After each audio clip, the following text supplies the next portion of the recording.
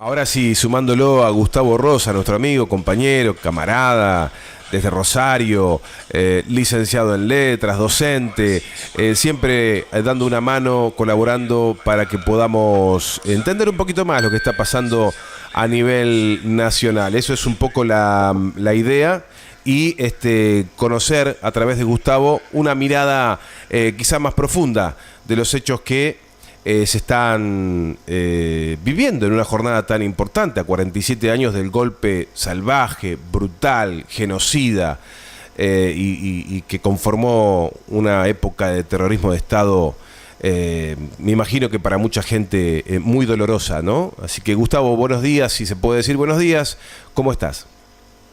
¿Qué tal? ¿Cómo te va, Sergio? ¿Cómo te va, Ronnie y toda la audiencia de Con Fundamento Criollo? Sí, por supuesto que siempre estos días son que nos invitan a reflexionar, a pensar, sobre todo no tanto a los que vivimos ese momento y que lo fuimos resignificando a lo largo de estos 40 años de recuperación de la democracia, sino también, y para mí esto es lo más festivo que podemos encontrar, es que muchos de los que no vivieron la dictadura y que ni siquiera vivieron la recuperación democrática, que tienen 25, 20, 16 años, están muy compenetrados en esta lucha de la memoria, verdad y justicia, y son militantes de las denuncias con respecto a los crímenes cometidos por la dictadura. Y eso realmente es muy interesante porque es el paso de la antorcha de lo que significa la recuperación de la democracia. Así que nunca más que en el 83, 84 significaba una barrera para los antidemocráticos golpistas, hoy es una bandera que se lleva a futuro. Por supuesto que uno en el camino va a encontrar a tipos que minimizan este día, que se quejan porque es un feriado, que es un día para llorar, para la nostalgia, y en realidad no, transformamos el momento en que empezó la parte de nuestra historia más oscura, más sangrienta, lo transformaron en lucha, en una lucha con alegría, con entusiasmo, con convicción. Y los que quieren desmovilizar son aquellos que obviamente formaron parte de eso o les gustaría que algo así se volviera a repetir. Así que uno que ha transitado estos 40 años de democracia valoriza la manera en que se fue transformando la mirada hacia la dictadura, desde que en los primeros años de Alfonsín se le siguió llamando proceso y muchos pensaban que había un nuevo golpe a la vuelta de la esquina ante cada tropezón del primer gobierno democrático después de la dictadura, hasta los que hoy tienen un poco más claro que eso no fue una locura de un grupito de militares, sino que fue un plan sistemático, no solamente para sacar de encima, para hacer desaparecer, para eliminar a una parte combativa de la sociedad, sino también para imponer un modelo económico del que todavía no nos podemos despojar. Y a mí me parece que eso es lo interesante del nunca más y de la memoria, verdad y justicia, que aún no nos pudimos despegar de esas atrocidades económicas que fueron lo que motivó las atrocidades de los crímenes de lesa humanidad. Y esa es una claridad impresionante. Sí, sí, sí, no, recién Ronnie nos compartía el recuerdo de las tapas, ¿no? De Diario Clarín, de Diario La Nación, que creo que días después del golpe, total normalidad, asumen las nuevas autoridades, parecía como si, no sé, una locura no, bueno, la tranquilidad que les además, ponían. todas las operaciones que se hacían desde algunas revistas, como Revista Gente, pues que se decía que en realidad los desaparecidos estaban disfrutando en una playa del Caribe, que había una campaña anti-argentina, que había una terrorista que había sido recuperada afortunadamente para la buena vida. Un montón de... Bueno, incluso los abatidos en combate, que en realidad eran fusilados. Obvio que una dictadura así no se puede sostener sin medios de comunicación cómplices, ¿no? Cómplices, instigadores y beneficiarios, porque ahí también, cuando uno ve y analiza todos los golpes de Estado, salvo el del 43, desde 1930 hasta el 76, el ejército, la marina y las fuerzas aéreas se convirtieron en el brazo ejecutor en defensa de los intereses de una minoría oligárquica. De eso estamos hablando, que precisamente el golpe de Estado no es que venían a reordenar el país, a sacar a los revoltosos, no, venían a sacar a los revoltosos y a los subversivos para poder imponer una matriz económica. Así que bueno, eso es lo que afortunadamente a lo largo de estos 40 años pudimos visualizar. Lo que estaba en la carta de Rodolfo Walsh, la carta abierta, que mandó a un año del golpe de Estado del 76, el 24 de marzo del 77, donde está denunciado todo, desde los que fueron desapareciendo a lo largo de ese año, secuestrados, torturados, arrojados al río, y los motivos por los cuales se hace ese golpe de Estado y los resultados que van teniendo, la caída del poder adquisitivo del salario, los aumentos de precios, el crecimiento de las empresas monopólicas y transnacionales, el aumento de la deuda. Todo eso no se podía hacer sin un proceso de represión y de exterminio de aquellos que se oponían al plan económico. Y por otro lado, hay que trazar líneas de conexión, ¿no? Con 47 años de distancia, líneas de conexión con el presente, porque siento, Gustavo, que tenemos la obligación de hacerlo. Si hay un hilo conductor en la historia, si existe verdaderamente un hilo conductor en la historia, y de hecho los especialistas lo hacen, tenemos que intentar trazar un hilo conductor del 24 de marzo del 76 a este tiempo, a este 2023. Siguen siendo, me parece que los mismos actores, sus nietos, hijos o nietos, que están procurando los mismos beneficios, los mismos privilegios, pero han cambiado las formas. Exactamente, porque justamente el 24 de marzo cada año no es solo una mirada de repudio o de barrera hacia el pasado, sino también es el presente que está condicionando esta vida democrática y que justamente hace que la democracia parezca no tener sentido. Esos ciudadanos con los que uno se encuentra habitualmente que dice, ¿para qué va a votar si son todos iguales? Es una forma de no valorizar la democracia porque los gobiernos democráticos elegidos por nosotros no pueden transformar esa matriz distributiva que vino a alterar la dictadura. Todavía hay leyes que se firmaron por decreto en esos años entre el 76 y el 83 que no las hemos podido modificar. La ley de entidades financieras, por ejemplo. No pudimos hacer en 40 años de democracia que Clarín deje de tener el monopolio del papel prensa. Por ejemplo. ¿Podés darnos una breve reseña de lo que es la ley de entidades financieras? Breve reseña, y seguís con el relato. Sí. Bueno, la ley de entidades financieras es lo que permitió que se financiarice la economía. Cuando estaban las anteriores dictaduras del 76, trataban de mantener una cierta matriz de desarrollo industrial y de producción nacional. La dictadura del 76 viene, por un lado, a transnacionalizar la economía y la producción, a abrir la barrera de la importación para seguir destruyendo las industrias locales y esencialmente a imponer un sistema financiero que permitiera la reproducción del capital sin producir absolutamente nada. Cuando se establece esta ley de entidades financieras, gran parte de la masa monetaria, tanto en dólares como en pesos, que podría manejar el Estado a través del Banco Central, se pone en manos de de las entidades financieras para que se produzca esto que es la bicicleta financiera, ¿no? Que es esa famosa estrategia trade de los especuladores para reproducir. Como le dicen el carry trade. Claro, bueno, en aquella época era la bicicleta financiera, que era grandes masas de dinero que pasaban a dólar a plazo fijo, a dólar a plazo fijo, se fugaban, volvían a entrar, incluso capitales transnacionales que hacían eso, que traían plata del exterior, compraban pesos, los ponían en plazo fijo y después con eso se llevaban muchísimo más dólares de lo que habían entrado. Es lo que intentó poner Macri, ¿no? Que no le salió.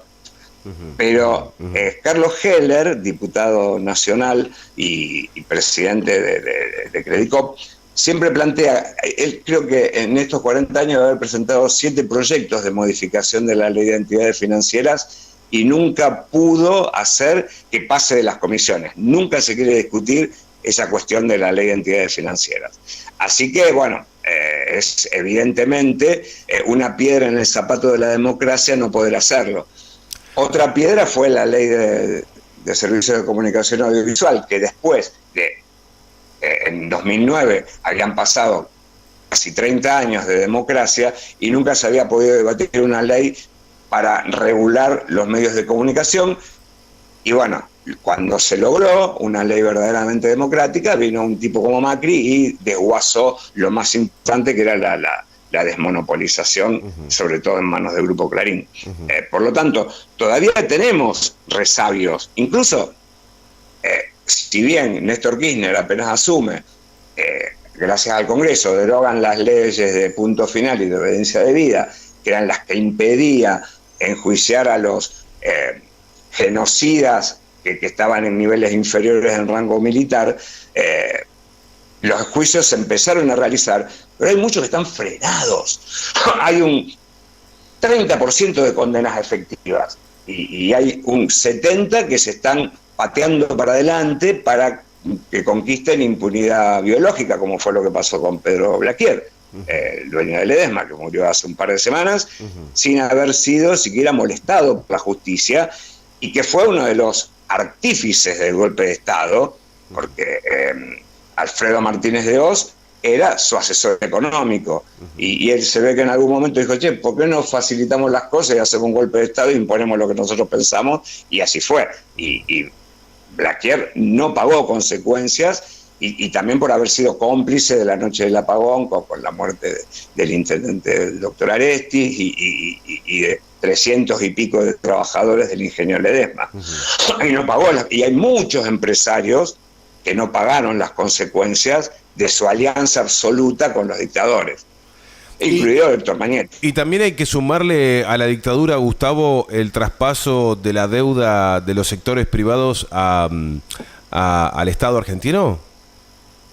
Exactamente, cuando estaba Domingo Cavallo como presidente del Banco Central y Carlos Melconian como vicepresidente, se produce el traspaso de las deudas de empresas privadas a la órbita del Estado. ¿Esto qué significa? Que aquellas deudas que habían tomado las empresas en el extranjero, en dólares, fue absorbida, asumida por el Estado Nacional, es decir, que la pagamos entre todos, esa deuda. El caso, bueno, de la empresa Macri es así, por eso la deuda externa pasó de 7.000 millones de dólares cuando derrotaron a Isabel Perón a 43.000, 45.000 cuando asuma Alfonsín. Es decir, se cuadruplicó, quintuplicó la deuda externa en beneficio de las grandes empresas. Así que bueno, eso también es otra deuda pendiente, porque entre esas empresas está el Grupo Macri. Ahora, pero no me digas que son los sectores que de generación en generación, que le van diciendo a sus hijos, viste, en la mesa, cuando se sientan a comer, qué sé yo. Ya hemos recuperado la comunicación con Gustavo Rosa, le agradecemos la paciencia, estamos con problemas de internet, como me dice nuestro compañero Ronnie, yo no creo en las brujas, pero alguna por allí debe haber dando vueltas. Cada vez que hablamos de Macri, Clarín, Blaquier, se desajusta nuestro suministro vital, que es el internet. Así que bueno, Gustavo, te recuperamos, ¿cómo estás? ¿Cómo nos extrañaste? Bien. preocupado por la interrupción de la comunicación. Sí. Bueno, seguimos.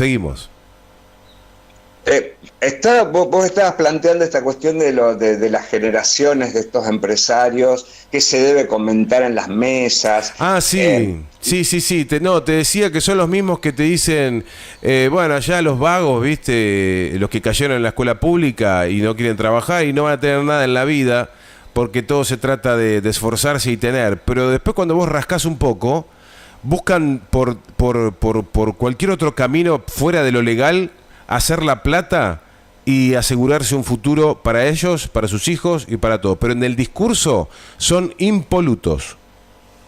Claro, tratan de imponernos la idea hegemónica de que con esfuerzo podemos llegar a ser como ellos, cuando en realidad no. Así es sencillo. Claro. Cuando uno hace la comparación entre un ingreso medio y lo que cuesta una propiedad, vos sabés que ni en cientos de años un laburante puede comprar una casa, salvo que el Estado intervenga. Y precisamente la matriz de la dictadura, del neoliberalismo que se impone en ese momento, el que se refuerza con Menem y el que intentó incrustar Macri, es esa idea de que el Estado tiene que intervenir lo menos posible en la economía, porque el mercado se regula solo y satisface todas las necesidades de los ciudadanos, algo que sabemos que es una absoluta mentira, ¿no? No hay posibilidades de que un trabajador así trabaje 27 horas por día, logre alcanzar una fortuna que en muchos casos es heredada, porque ni siquiera ellos te hablan del esfuerzo como si ellos hubieran empezado a vender manzanas y terminaron con una distribuidora de fruta para todo el país. En realidad, esas fortunas se alcanzan a través de pisar cabezas y de conchavarse con el Estado o con algunas fuerzas, como por ejemplo en este caso en la década del 70, con los militares, ¿no? Entonces, la defensa de la democracia, que se resume en este nunca más, tiene que ver con constituir un país en donde la democracia tenga ese sentido de que todo lo que se hace es en beneficio del pueblo y no de unos pocos. Lo que pasa que, bueno, ya lo veníamos hablando en programas anteriores. Lo que antes hacían con los militares, ahora lo están haciendo con los jueces. En este momento, y justamente por eso la consigna de la marcha de hoy se transformó en mafia o democracia. Corporación judicial nunca más es una de las consignas, democracia sin mafias. Y uno dice, no, pero ¿cómo? Algunos te pueden plantear alguna duda con respecto a eso. Fíjate lo que pasó esta semana en materia judicial, como para que uno comprenda por qué democracia o mafia es un adversativo, una oposición que tiene validez. En esta semana, la causa del lago escondido, que la estaba investigando un juez de Bariloche, pasó mágicamente a Comodoro Pi. Es decir, que los que estaban involucrados en este viaje al lago escondido y que trataron a través de los chats de falsear pruebas, van a ser investigados por sus propios pares en el mismo edificio. La jueza Capuchetti, que había pedido el fiscal Rímolo que Fernando Sabac Montiel tenga restringidas las comunicaciones para que no siga operando con la prensa, la jueza Capuchetti le permite tener todas las comunicaciones que quiera. Fernando Sabac Montiel fue el que intentó matar a Cristina. Desestimaron la denuncia por falso testimonio del juez Ramos ante el Congreso cuando se estaba haciendo el juicio político, que él dijo que no conocía a Marcelo de Alessandro, y en el mismo momento que le estaba diciendo que no conocía, salieron chat en donde había una afinidad impresionante entre estos dos personajes. Cerraron la causa en donde Germán Garabano, que era el ministro de Justicia de Macri, le habilitó 4 millones de pesos a Alejandro Van der Broel para que declare en contra de Vudú, testimonio con el que fue condenado. Y rechazaron la intervención de la empresa de Joe Louis, que había pedido a la Inspección General de Justicia porque la considera una sociedad ficticia y que el dueño es Joe Louis, que no puede serlo. Esto en una semana. En una semana la Corporación Judicial se abroqueló para seguir protegiendo a los que forman parte de esta corporación, que son del sector político y del sector judicial. Entonces, ¿cómo no vamos a marchar hoy en contra de esta corporación judicial, que en realidad sería el partido militar que funcionó hasta los 70, hasta el golpe del 76, y ahora esa fuerza militar se transformó en una fuerza judicial que es la que protege los intereses concentrados y de los políticos que le hacen comparsa, que los defienden. Y eso es lo que impide que la democracia mantenga ese sentido de producir dignidad, bienestar a la mayoría de los ciudadanos. ¿Por qué? Porque hay un poder judicial y un poder político y un poder mediático que impide una intervención real del Estado en la economía para que sea más distributiva y más equitativa. Así es. Así es, Gustavo. Yo siempre recomiendo todo el año, ¿no? Pero sobre todo en esta fecha, releer la carta de Rodolfo Walsh, la carta abierta. Incluso hay una versión que está leída por el actor Alfredo Alcón, y si no, buscarla en internet, son 7 carillas, que realmente clarifica en ese momento y hoy a la distancia cuáles eran los planes de la dictadura. Y si uno modifica, cuando él se refiere a las Fuerzas Armadas y pone Poder Judicial, le va a encontrar mucho más sentido absolutamente actualizado, porque el Poder Judicial se está empecinando en gran parte, ¿no?, en proteger a los genocidas, en proteger a los cómplices, porque recordemos también que en los juicios están involucrados no solo militares, sino también médicos, algunos abogados, algunos empresarios que fueron condenados, aunque la sentencia todavía no está firme porque está en manos de la Corte Suprema de Justicia, y otros que quedaron absolutamente impunes. Por lo tanto, la memoria, verdad y justicia todavía no se ha concretado y me parece que hay muchas cosas para modificar, sobre todo el tema del Poder Judicial. Y uno puede encontrarse, acá yo con esto termino, con algunos tipos que, bueno, jugando con el número de desaparecidos, tratan de ningunear o decir que la marcha del 24 de marzo fue cooptada por el kirchnerismo, Macri hablando del curro de los derechos humanos, o refiriéndose a la dictadura como eso tan terrible y trágico que nos pasó, como si hubiera sido una tormenta y no un plan orquestado desde las grandes empresas.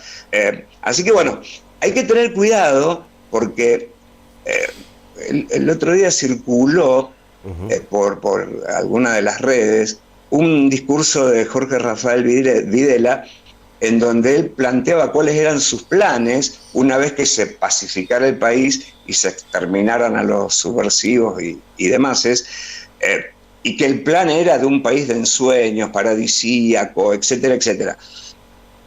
Que no nos confundan, Nada que provenga de esos sectores minoritarios puede ser beneficioso para la mayoría. Así que bueno, ese es el mensaje que uno tiene que dar, la actualidad de las marchas por el 24 de marzo, y más aún con esto de identificar que hoy el Poder Judicial, que la otra vez lo decíamos, la Embajada de Estados Unidos financió que muchos jueces y fiscales federales, de los que hoy están en Comodoro Pi y en algunas otras dependencias de la justicia federal en el país, financió cursos para orquestar esto del lawfare. Y el disciplinamiento que antes hacía la dictadura, los militares, con el terror, con los secuestros, las torturas, hoy ese disciplinamiento está en manos del Poder Judicial, de algunos jueces, contra los referentes del campo nacional y popular. Clarísimo.